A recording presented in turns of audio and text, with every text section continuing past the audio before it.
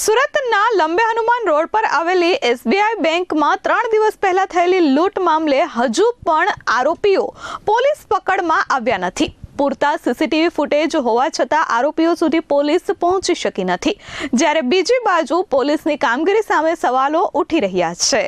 સુરત શહેરના લંબે હનુમાન રોડ પર આવેલ એફિલ ટાવર પાસે એસબીઆઈની બેંકમાં લૂંટની ઘટના બની હતી.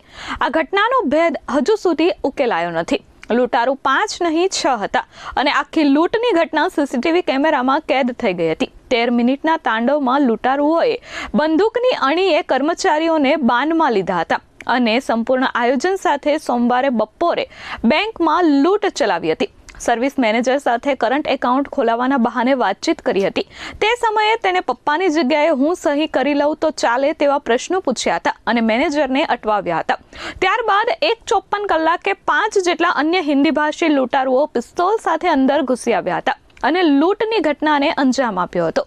લૂંટમાં બેંકના લોકરમાંથી 12 લાખ અને કંપનીના કર્મચારી જે પૈસા લઈને આવ્યા હતા તેમાંથી 38 લાખની લૂંટ કરી ગયા હતા. આ કેસમાં ગનમેનની ભૂમિકા શંકાના દાયરામાં છે.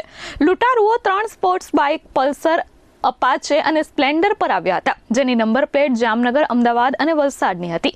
પોલીસના પ્રાથમિક અનુમાન મુજબ આ નંબર ખોટા છે. લૂંટારુઓએ નંબર કોઈ ઓનલાઈન વેબસાઇટ પરથી લીધેલા હોઈ શકે છે. ભાગતી વખતે લૂંટારુઓ ખૂબ શાતિર સાબિત થયા. તેમણે કર્મચારીઓ અને ગ્રાહકોના મોબાઈલ ફોન છીનવી લીધા હતા અને પોલીસ તેમને ટ્રેક ન કરી શકે તે માટે અલગ અલગ રસ્તે મોબાઈલ ફેંક્યા હતા.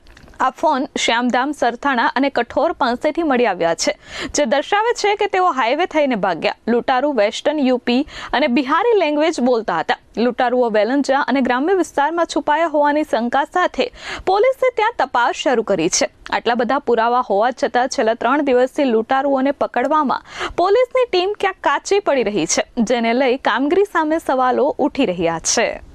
Bureau report S24 news, Surat.